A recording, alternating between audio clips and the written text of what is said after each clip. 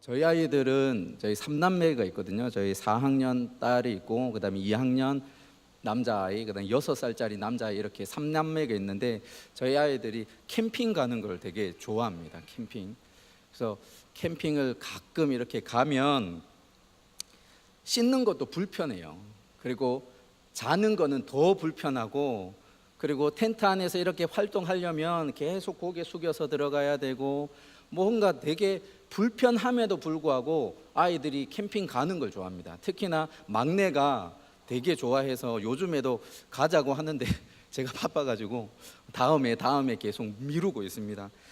그렇게 캠핑 가는 걸 좋아하는 이유 중에 또 다른 하나 이유는 뭐냐면, 아이들이 그 캠핑 가서 밥 먹는 시간 말고는, 밥을 준비하는 그런 시간 말고는 부모님들이 오로지 아이들하고 그렇게 함께 시간을 보낼 수가 있습니다. 예. 캠핑 가가지고 핸드폰 붙들고 있고 이러면 안 됩니다. 캠핑 가서 아이들이랑 그 캠핑 그 야영지 주변을 이렇게 산책도 하고, 자전거도 같이 타고, 또 배드민턴도 치고, 또 공놀이도 하고, 또 뭐 되면 낚시도 하기도 하고요. 그렇게 놀다가 밥 먹고, 또 놀다가 저녁 먹고, 이제 해가 떨어지면 뭐 하죠? 모닥불 피워 놓잖아요. 모닥불 피워가지고 또 고기 구워 먹고, 예, 떡 구워 먹고, 소세지 구워 먹고, 그렇게 계속 먹습니다. 먹고 놀고. 근데 아이들이 계속 부모님과 그렇게 함께 하니까 너무 좋아라 해요. 그리고 저녁이 되고 밤이 되어가지고 깜깜해지면 어때요?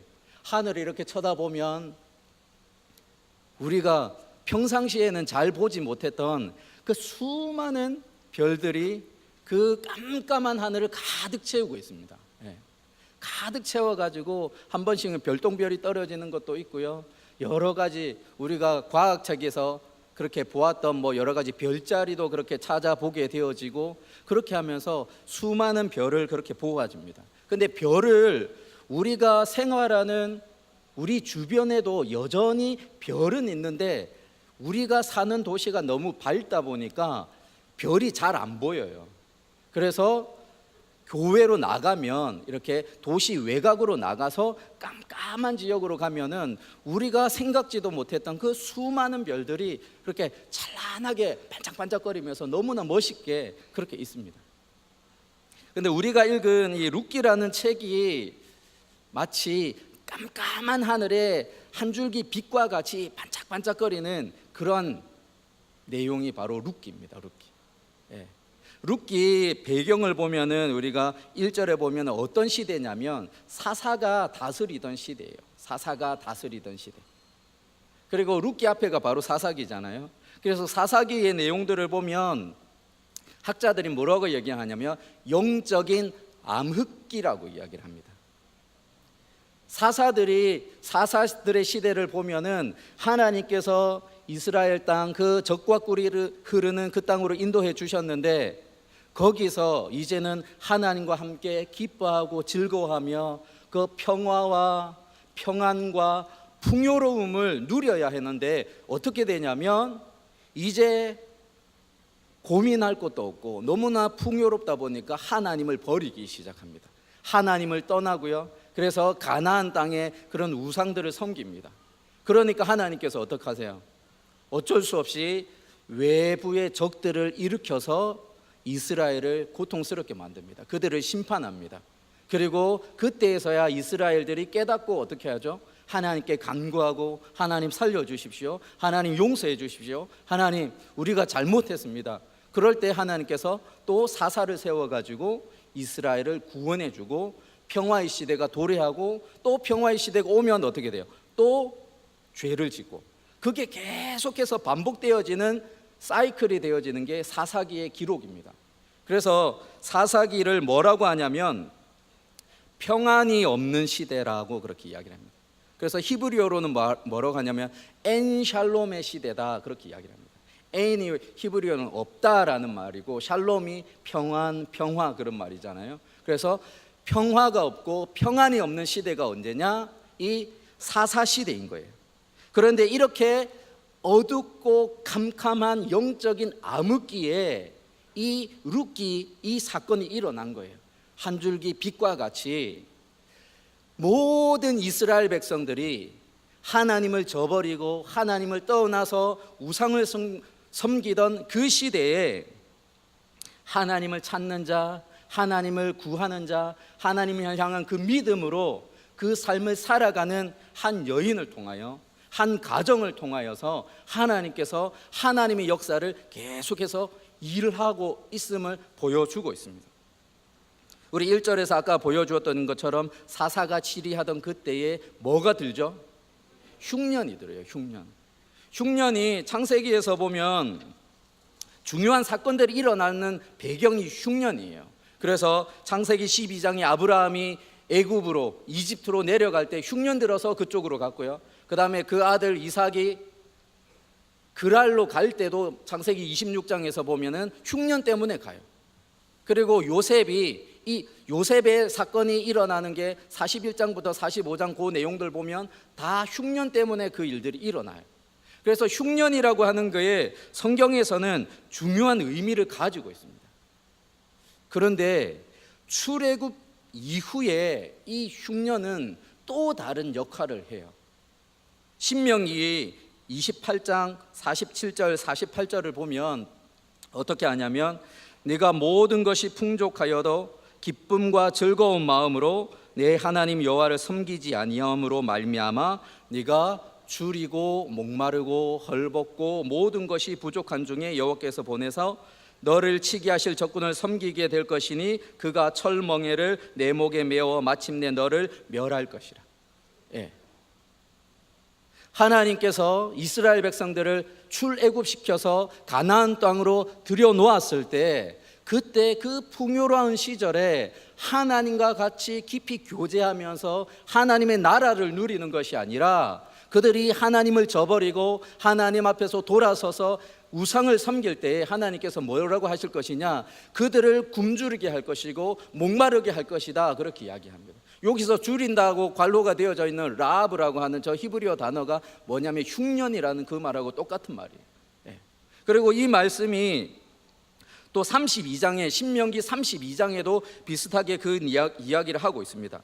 내가 재앙을 그들 위에 쌓으며 내 화살이 닿을 때까지 그들을 쏘리로다. 그들이 주림으로 쇠약하며 불같은 더위와 독한 질병에 삼켜질 것이라. 내가 들짐승의 이와 티끌에 기는 것의 독을 그들에게 보내리로다. 뭘 얘기를 하냐면, 하나님의 백성들이 하나님을 저버리고 하나님의 말씀 앞에서 불순종하고 하나님과 상관없는 삶을 살아갈 때 하나님께서는 자기 백성을 향하여서 흉년이라고 하는 심판을 시작으로 하여서 온갖 여러 가지 심판을 진행해 가실 것임에 대해서 이야기를 하고 있는 거예요. 사사시대를 우리가 한번 생각을 해보고 이 신명기 말씀들을 한번 같이 연결해 보면 룻기가 1장 1절에서 보여주고 있는 흉년이라고 하는 그 배경이 단순하게 흉년이 들었더라 이 의미가 아니라 사사시대에 이스라엘 백성들이 하나님을 저버린 그 결과로, 그 하나님의 심판의 결과로 흉년이 들었고, 그 흉년이 어디에까지 이르게 되냐면 베들레헴에까지 이르게 되어지는 거예요. 그리고 그 베들레헴이라는 그 지역이 어떤 곳이냐, 베들레헴의 뜻이 뭐냐면, 베들이 뭐냐, 베이트가 뭐냐면 집이라는 거예요. 그 다음에 레헴이 뭐냐면 빵, 떡, 음식이라는 거예요. 그래서 베들레헴이 우리나라 말로 하면 음식의 집, 떡의 집, 빵의 집, 그런 의미를 가지고 있습니다. 그리고 베들레헴의 그 옛 이름이 뭐냐면 에브라시인데, 에브라시 그 뜻이 무엇이냐면 풍요로운, 열매가 많은, 이런 뜻이에요. 지금 룻기에서 무엇을 보여주냐면 하나님의 심판이 너무나 철저하게 심각하게 이루고 있음에 대해서 이야기를 하는 겁니다. 그래서 풍요로운 곳 베들레헴조차도 흉년으로 인하여서 고통을 당하고 있는 곳이 어디냐, 지금 룻기에서 그렇게 보여주고 있는 배경인 거예요. 그리고 이러한 상황 속에서 한 가정이 모압 지방으로 이사를 갑니다. 그리고 그 가장의 이름이 뭐냐면 엘리멜렉이에요. 엘리멜렉의 뜻이 뭐냐면, 엘리가 뭐냐면 나의 하나님이에요. 나의 하나님. 그리고 멜렉이 뭐냐면 왕이에요. 그래서 나의 하나님은 왕이십니다, 이런 뜻을 가지고 있습니다. 자, 한번 생각해 보십시오. 이 룻기의 저자가 이 성경, 하나님께서 이 성경을 쓰면서 왜 엘리멜렉이라고 하는 이 독특한 이름을 사용하고 있을까? 나의 하나님은 왕이십니다 라고 고백하는 인생은 하나님께서 그를 복을 주시든 심판을 하시든 어떻게 해야 되는 거예요? 하나님 앞에 서 있어야 되는 겁니다. 네. 때로는 하나님의 뜻을 저버릴 수 있기 때문에 그 심판이 임할 때 하나님 용서해 주십시오, 하나님 나를 살려 주십시오, 그렇게 무릎 꿇고 회개하고 자복해야 되는 사람이 누구냐면 나의 하나님은 왕이십니다 라고 고백하는 그 인생인 거예요. 근데 이 사람이 어떻게 해요? 못 살겠으니까, 먹을 게 없으니까 이주하는 겁니다. 모압 땅으로. 모압 땅은 이스라엘과 대적하는 관계에 있는 나라입니다. 그래서 신명기에서 보면 모압 사람들, 암몬 사람들은 여호와의 총회에 들지 못할 것이다, 그렇게 말씀을 하세요. 하나님께서 그만큼 모압 사람들, 암몬 사람들에 대해서는 하나님께서 배척하고 계신 거예요. 근데 이 엘리멜렉이라는 사람이, 그리고 그 안에 나옴이라는 사람이 어디로 가요? 살려고 흉년이 드니까, 하나님의 심판이 임하니까 그 심판을 피해 보려고 어디로 가냐면 그 적지로 가는 겁니다. 모압 땅으로 가는 거예요. 그러면 한번 생각해 보십시오. 그렇게 살아가는 인생이 잘 풀려질 수 있을 것 같아요? 하나님이, 나의 하나님이 왕이십니다 라고 하는 사람이라면 철저하게 그 왕 대신 하나님 앞에 내가 자복하고 그 하나님의 뜻을 구하면서 살아가야 될 터인데, 하나님의 심판이 임하니까 나 살려야 되겠다, 나 살아야 되겠다, 그래서 도망가는 사람이 엘리멜렉이에요. 그러니까 그 사람의 끝이 좋지 않아요. 그냥 모압 땅 그 타향에서 뭐 하게 되냐면 죽습니다. 그리고 그 아버지가 죽고 나서 그 나오미의 두 아들이 모압 여인과 결혼을 해요. 그리고 가정을 이룹니다.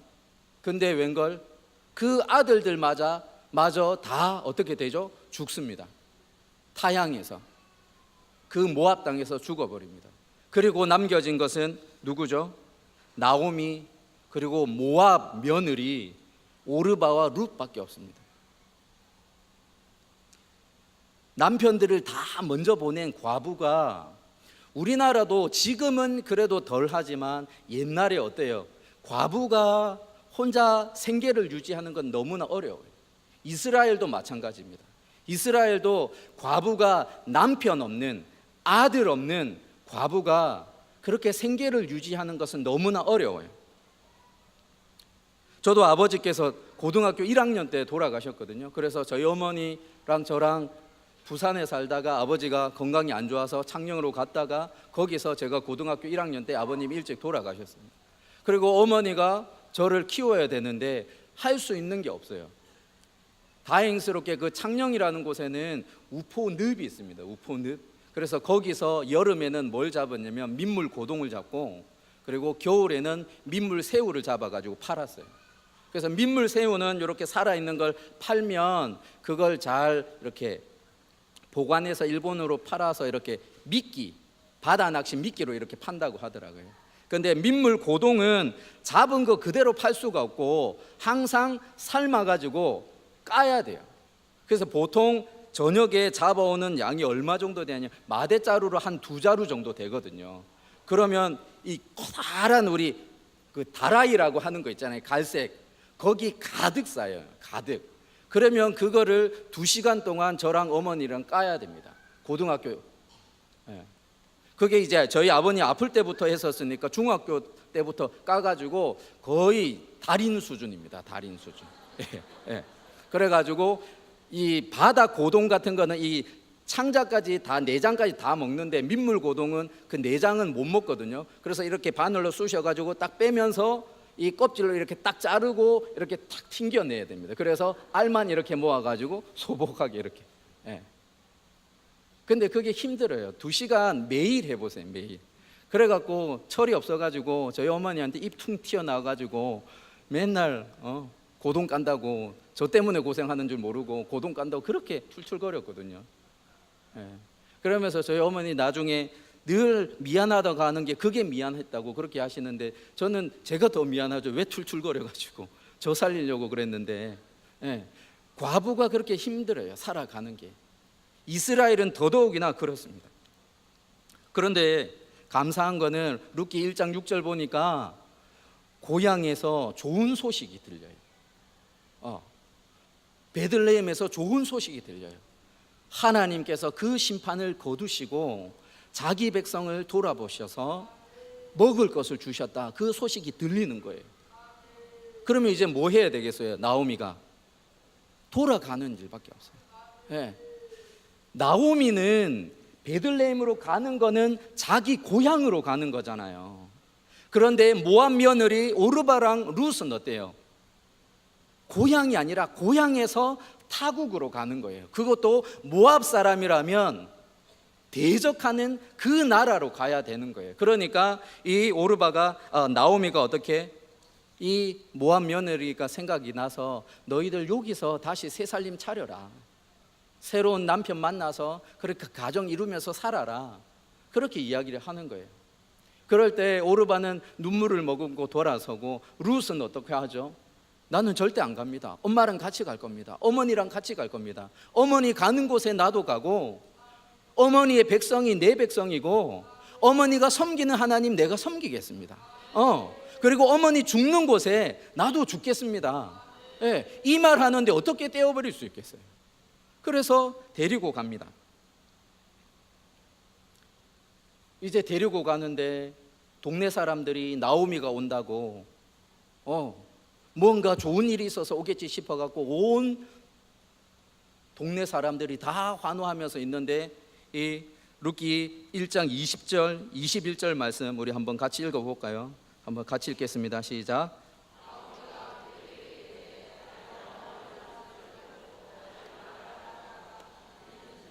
나를 심히 괴롭게 하셨음이니라.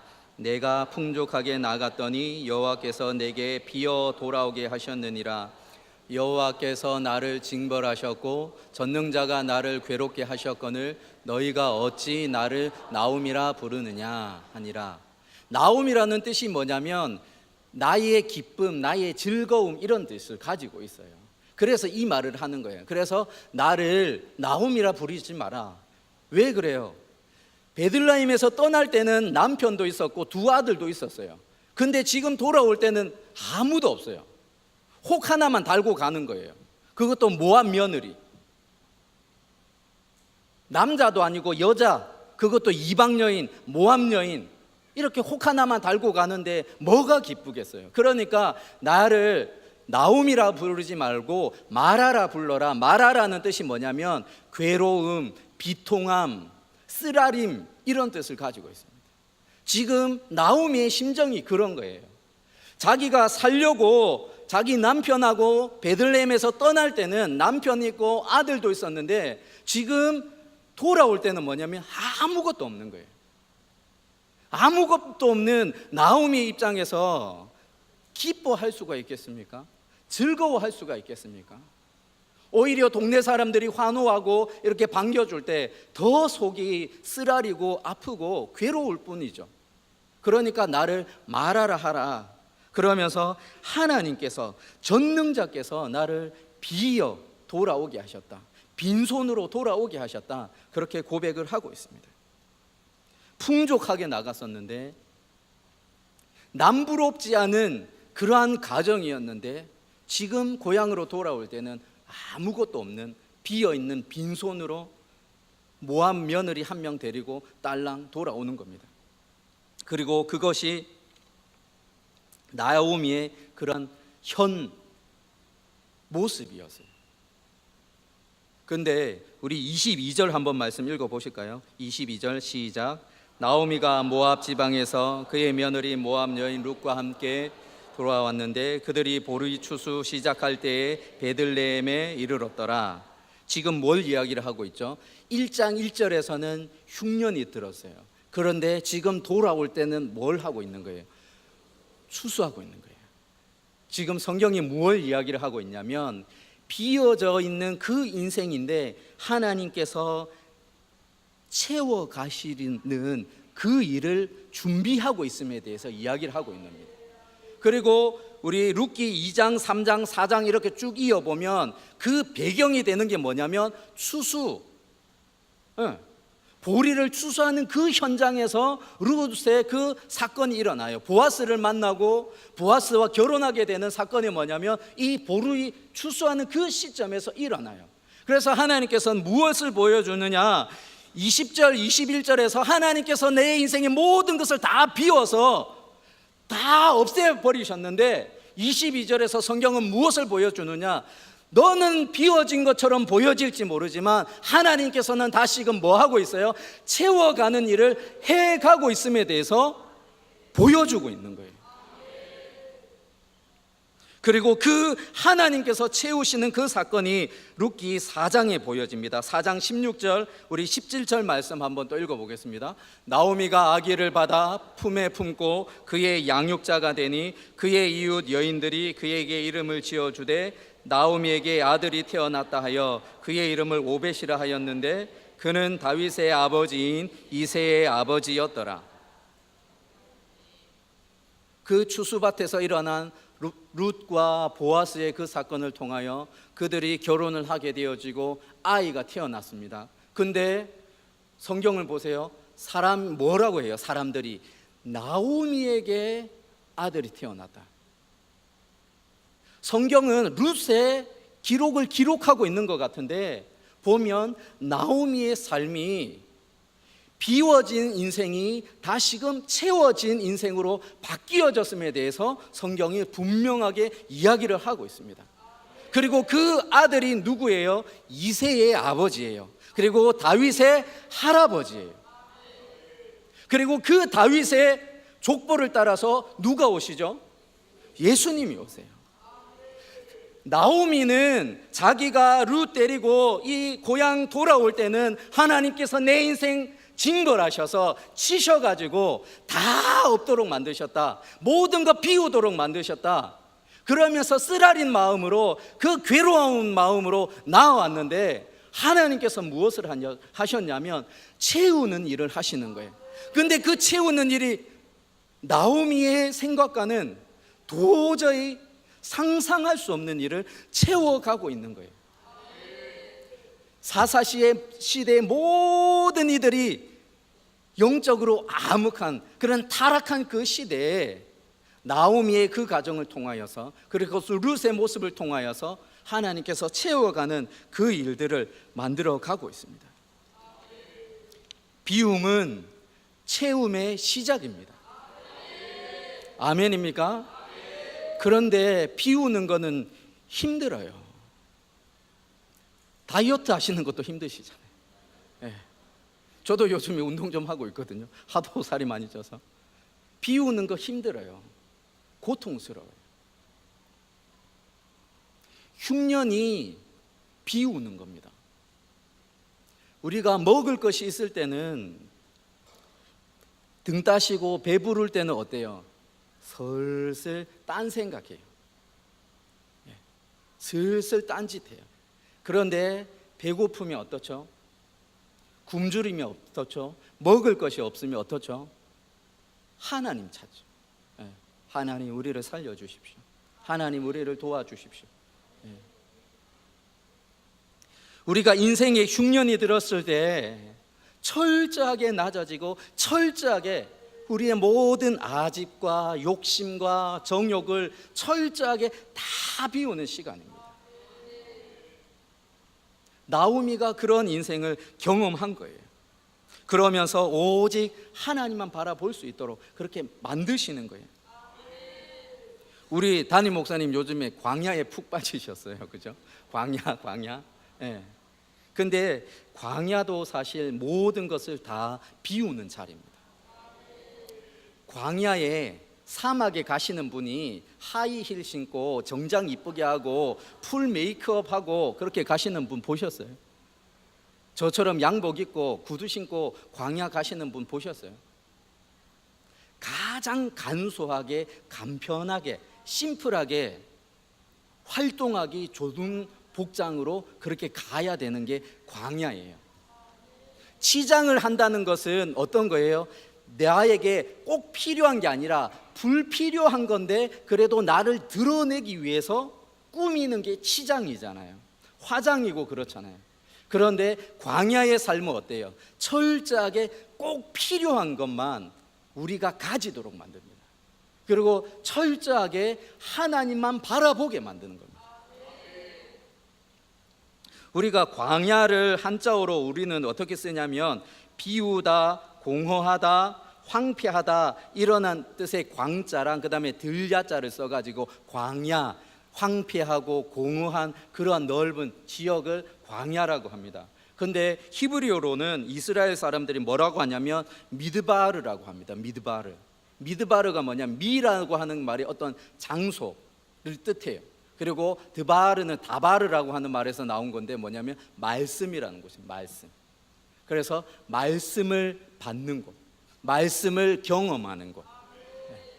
출애굽의 여정을 보시면 그 미드바르가 왜 미드바르가 광야가 되는지 정확하게 아실 수 있어요. 모세와 이스라엘 백성들이 십계명을 받고 율법을 받은 곳이 어디예요? 광야예요. 시내산, 그 광야에 있는 그 시내산에서 받았어요. 세례 요한도 어디서 훈련을 받죠? 어디서 하나님의 말씀을 받죠? 광야예요. 광야. 사도 바울도 마찬가지입니다. 아라비아 광야로 가서 거기서 철저하게 하나님만 바라보는 훈련을 받고 하나님의 말씀을 받는 훈련을 받습니다.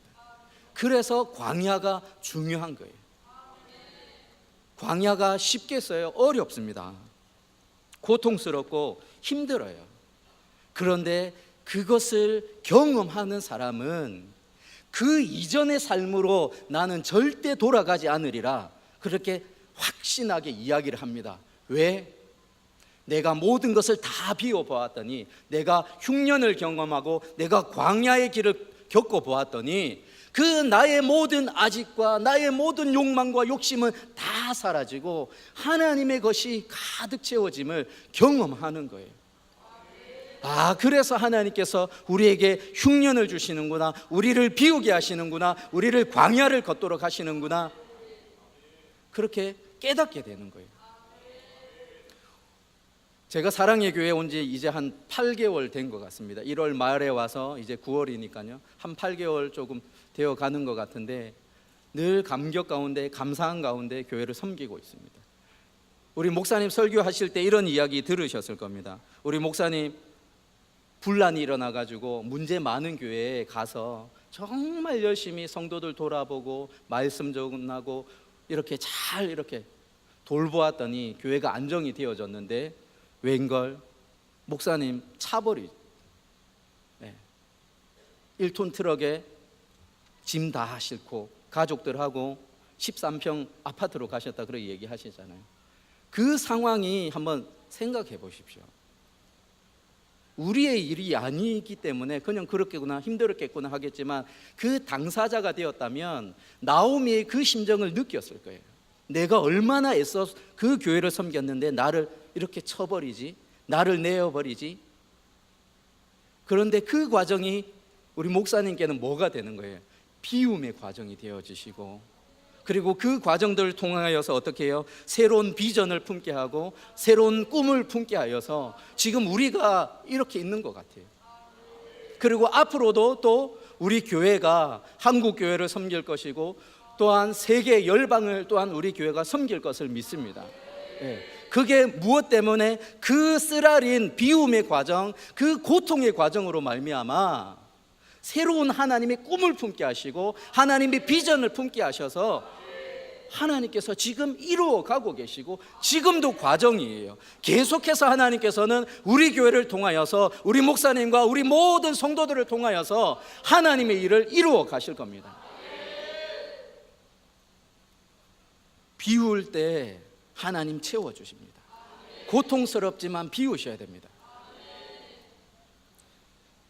컵에 물이 있습니다. 여기 보면 깨끗한 물이 있거든요. 여기에 누가 장난친다고 더러운 똥 하나 똑 떨어뜨렸다 생각해 보세요. 그리고 여기에 생수를 아무리 부어도 어때요? 이거는 생수가 아니고 똥물입니다. 똥물. 왜? 그 속에 더러운 게 있기 때문에.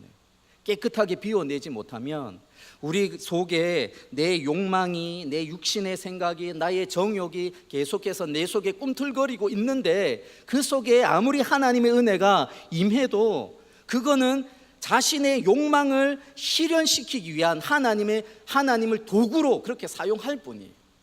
하나님 나라 모델하우스로 절대 쓰임을 받을 수가 없습니다. 그렇기 때문에 하나님께서 그것을 다 비우는 과정을 다 겪도록 만드세요. 하나님께서 비우도록 만들 때는 힘들어요, 아파요. 그러니까 내가 비우셔야 됩니다.